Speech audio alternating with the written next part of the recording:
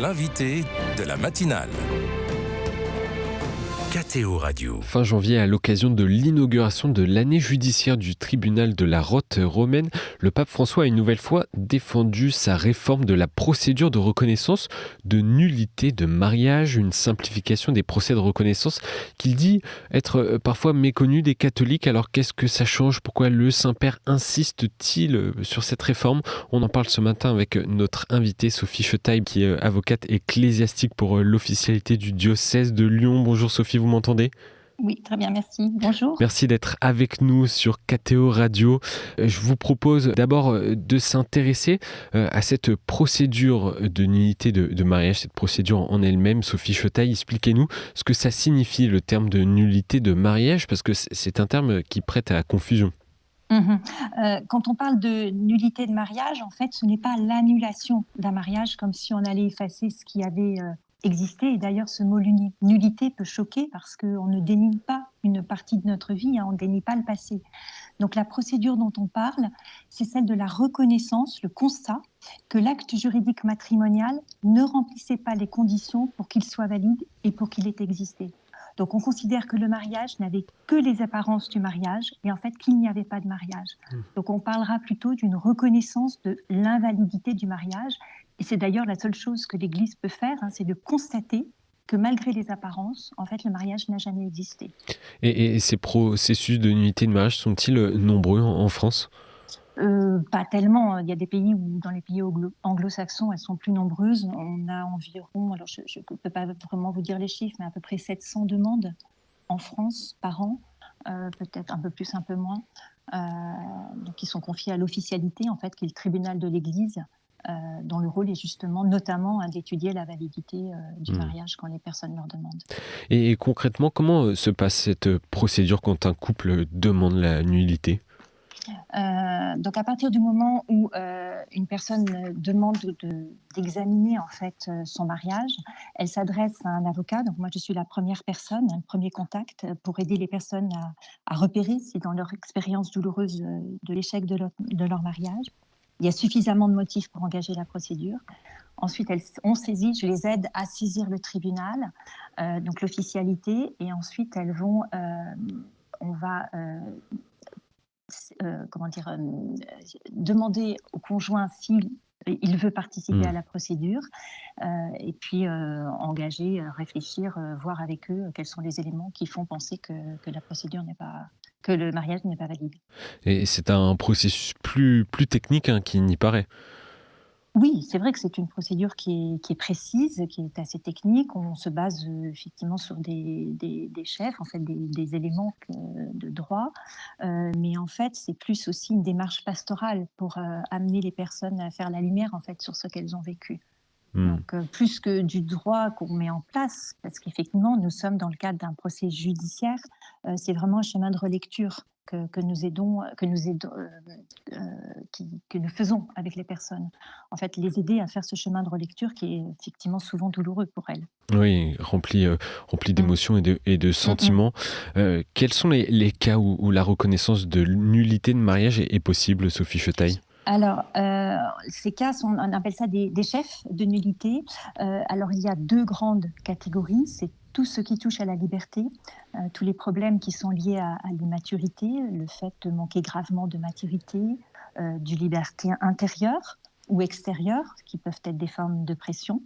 Ça peut être aussi tous les cas plus graves qui sont liés à la personnalité d'un des époux, des pathologies, des maladies psychiques qui ont empêché les personnes d'assumer les droits et les obligations du mariage. Et puis, il y a une autre catégorie de vices du consentement, c'est le refus volontaire du mariage tel qu'il est présenté par l'Église. On appelle cela les exclusions.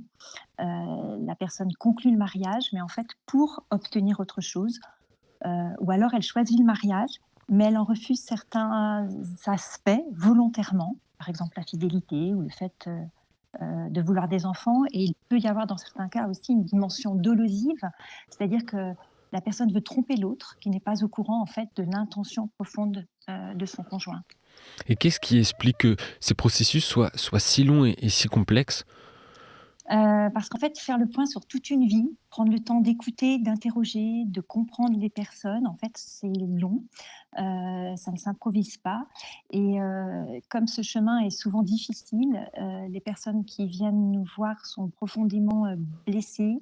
Il faut prendre le temps de les écouter Mmh. avec bienveillance, il faut prendre le temps d'aller en profondeur pour comprendre ce qui s'est passé, avec beaucoup de respect aussi, de l'histoire de chaque personne et le pape nous parle au moment de son discours à La Roque, là, au moment de l'ouverture de l'année judiciaire, il explique que, le fait que chaque protagoniste du procès, c'est-à-dire toutes les personnes, hein, qui vont, être là, accompagner enfin l'avocat, mais aussi ensuite les juges, on doit aborder la réalité conjugale et familiale avec révérence parce que la famille est un reflet vivant de la communion d'amour qu'est Dieu.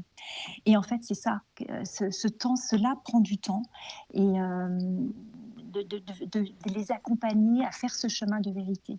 Alors évidemment, oui, il y a une procédure, mais au-delà de ça, le fait que pour les personnes d'entrer dans la démarche, dans ce chemin de vérité, elles-mêmes peuvent prendre du temps et mettre plusieurs mois ou plusieurs années avant de se sentir prêtes. Donc le temps, il y a le temps de la procédure, mais il y a aussi le temps des personnes qu'il faut aider à comprendre et à accompagner. Et dans le sacrement du mariage, il y a le don de l'indissolubilité. Et le souverain pontife le rappelait d'ailleurs dans ce Mmh. discours fin janvier, que ce don ne doit pas être, je le cite, une limite à la liberté des époux, mais une promesse de Dieu. Qu'est-ce que ça veut dire? C'est vrai que, les personnes doivent être, capables heu, de se marier avec Dieu. C'est-à-dire qu'elles sont, toutes les 2 libres d'émettre ce consentement, mais Dieu est avec elles et c'est vrai que c'est pas facile pour elles de comprendre que, parfois, que cette indissolubilité, elle est là, surtout avec comment dire? Avec actuellement cette nouvelle façon de vivre Mmh. l'engagement. Mais c'est vrai qu'en même temps, dans le cadre de la procédure, le mariage, il est présumé valide et donc il faut effectivement après arriver à amener cette preuve qu'il ne l'est pas. Donc c'est pas toujours facile pour les personnes de le comprendre ça, en fait. Le pape a donc rappelé une nouvelle fois cette réforme de la nullité de mariage qui date tout de même de 2014. Quelle est la visée de cette réforme et en quoi cette réforme a simplifié le processus? Alors, c'est vrai quand on a 10 ans de recul, bon c'est beaucoup et en même temps c'est assez peu, mais c'est vrai que l'idée c'était de répondre davantage aux besoins des fidèles, c'est-à-dire avoir un souci d'accessibilité avec une proximité des tribunaux, mais aussi un souci de rapidité Mmh. et il a supprimé ce qu'on appelait la double sentence conforme qui rallongeait la procédure. Parce qu'il fallait 2 sentences conformes pour qu'une nullité de mariage soit confirmée et puis il a aussi introduit la possibilité d'un procès plus bref devant l'évêque, auquel bon, il y a des conditions assez particulières et c'est quelque chose d'assez marginal hein, dans le cadre des procédures en général. Mais en fait, c'est aussi cette idée, bon, certes, une rapidité, oui, c'est bien, on ne va pas prendre trop, enfin, on ne va pas rallonger de ne pas être diligent, mais en même temps, ce que le pape rappelle, et c'est bien qu'il le fasse, c'est de rappeler l'esprit de la révision de la procédure. Oui, la rapidité, répondre aux besoins des fidèles, mais surtout, c'est cette préoccupation pour le salut des âmes, en fait, qui a guidé la réforme et qui l'a mise en œuvre. Et c'est ça ce qui est en fait finalement le plus important, c'est que ce salut des âmes, comme dit le code, c'est la loi suprême de l'Église hein, et c'est le but que nous aussi en qualité de canonistes, nous poursuivons et qui est le même que celui de l'Église. Mmh. C'est pas parce qu'il y a une procédure judiciaire avec des juges, que c'est un obstacle à l'action pastorale et à l'accompagnement des personnes. Et pourquoi le pape l'a-t-il rappelé une nouvelle fois alors que cette réforme date d'il y a 10 ans?